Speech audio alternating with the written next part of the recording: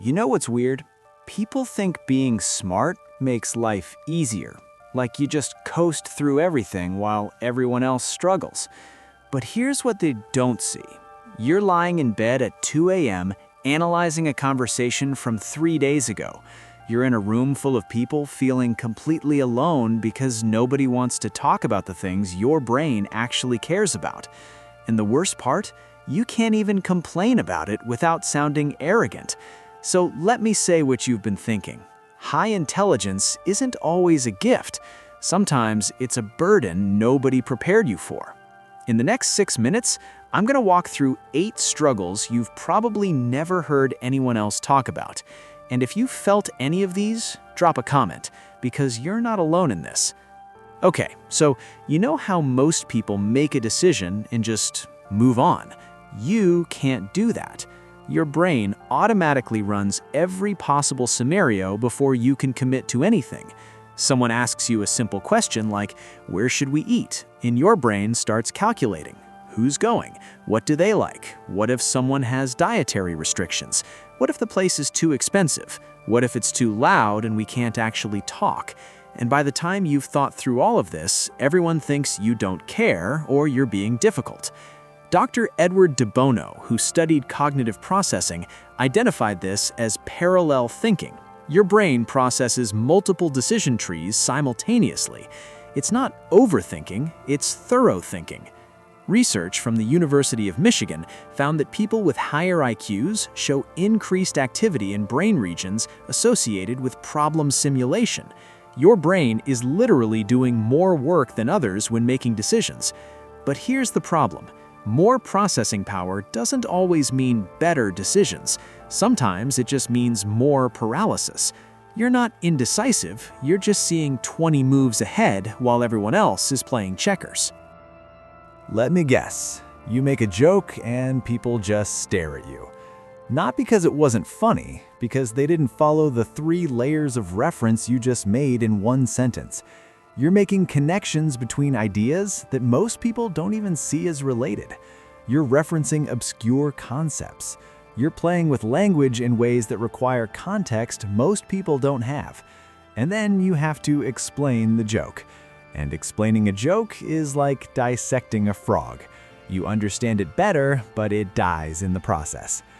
Dr. Gil Greengross from the University of New Mexico studied the relationship between intelligence and humor.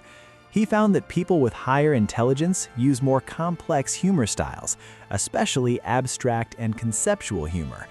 But here's the lonely part. Humor is social bonding, and when your humor doesn't land, you don't just feel unfunny, you feel disconnected. So you have 2 choices. Dumb down your humor, or accept that most of your best jokes will die in silence. You walk into a meeting, and within 5 minutes, you can see exactly how it's going to end. Not because you're psychic, because you recognize the pattern. You meet someone new, and you already know what kind of person they are based on tiny behavioral cues, the way they talk, the words they choose, the things they avoid saying. And sometimes you wish you couldn't see it, because once you see the pattern, you can't unsee it. Dr. Shane Frederick from Yale studied what he calls cognitive reflection, the ability to override intuitive responses and engage in deeper analysis. High intelligence individuals score significantly higher on pattern recognition tasks, but this comes with a cost. You see problems before they happen. You see people's intentions before they reveal them. You see outcomes before others even understand the situation. And when you try to warn people, they don't believe you because they can't see what you see. So you learn to stay quiet, and you watch things unfold exactly as you predicted. And somehow, that doesn't feel like winning. Here's something nobody talks about. When you're intelligent, people project their unrealized potential onto you. Your parents, your teachers, your friends, everyone expects you to be exceptional at everything. One bad grade and it's, what happened? You're supposed to be the smart one. One mistake at work and it's, I thought you had this figured out. The pressure isn't just to succeed, it's to never fail. Ever. Dr. Carol Dweck's research on mindset shows that gifted individuals often develop fragile self-esteem because their identity becomes fused with performance. You're not allowed to be human. You're supposed to be perfect. And when you're not, the disappointment is crushing, not just from others, from yourself. You're at a party. Someone asks, "So, what do you do?" And you die a little inside. Not because it's a bad question, because you know what's coming next. Surface-level exchanges, safe topics, zero substance. You don't want to talk about the weather. You want to talk about what makes people feel alive, what they're afraid of, what they believe about consciousness or mortality or meaning. But you can't lead with that because people think you're intense or weird or trying too hard.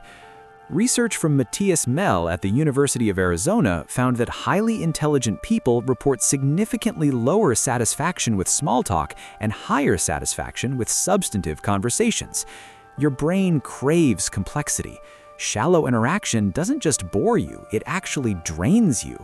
So you smile, you play the game, you talk about nothing, and you go home feeling more alone than if you'd stayed home in the first place. But something else had been hunting the Ukrainian drone since before it crossed the coastline. Something that didn't care about elevation angles, radar horizons, or ground clutter limitations. Shortly after the Luti launched, a Russian Garin-2 drone lifted off from a base near the coast. Standard operating procedures kept armed interceptors airborne whenever early warning systems detected Ukrainian launch activity. The departure of a strike drone from Ukrainian territory had triggered automated alerts. This particular Garin wasn't standard equipment. Mounted atop its fuselage, secured by crude aluminum brackets and reinforcement straps, sat a man-portable surface-to-air missile. Russia had converted a one-way kamikaze drone into a flying missile launcher. Desperate, improvised, unconventional, but potentially deadly. The Garin flew a search pattern guided by position updates relayed from the acoustic detection network. Early afternoon, its onboard camera acquired visual contact with the Luti at approximately 7 kilometers range. The operator centered his targeting reticle and fired the Verba missile. The weapon accelerated rapidly to supersonic velocity, its infrared seeker locked onto the hot exhaust signature of the Luti's turbojet engine. Estimated time to intercept, 14 seconds.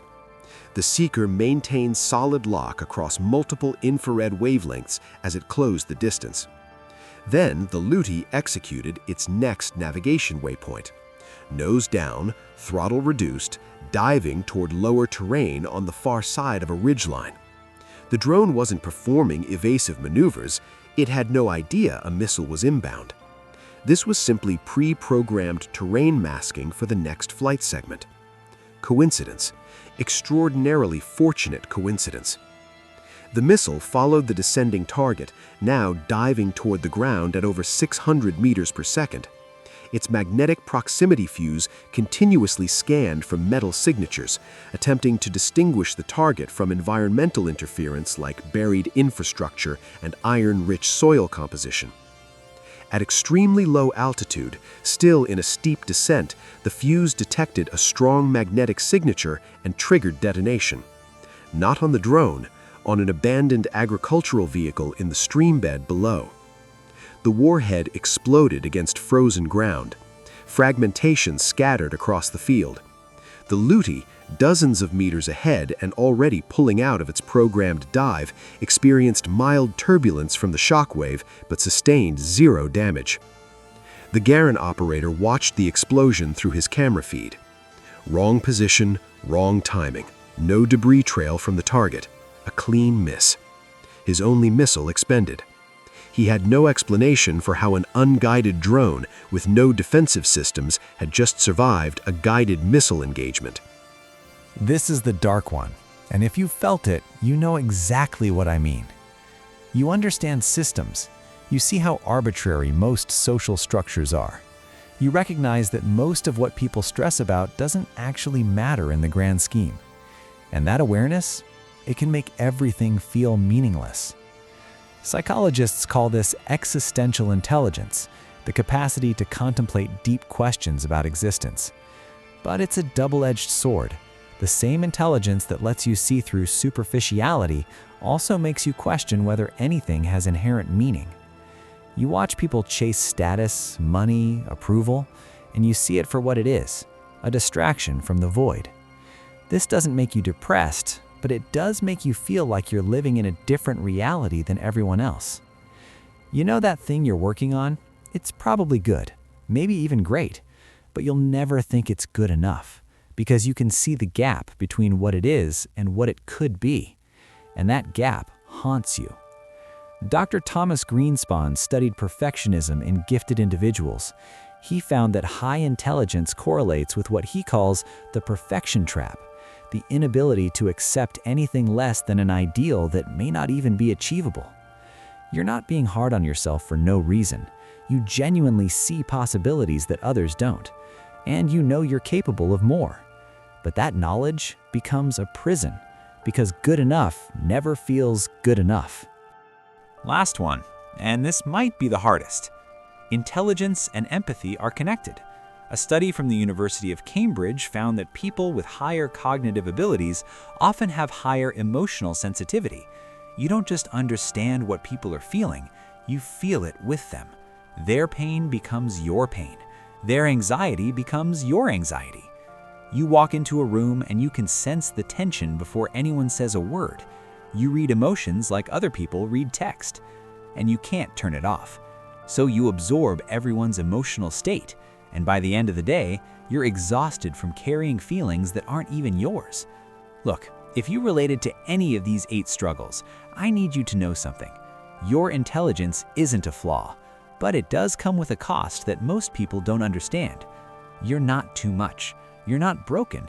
You're just operating on a frequency most people can't access. Drop a comment and tell me which struggle hit hardest. Let's build a space where thinking deeply isn't something you have to apologize for. And if you want more content that gets you, hit subscribe. You're not alone in this.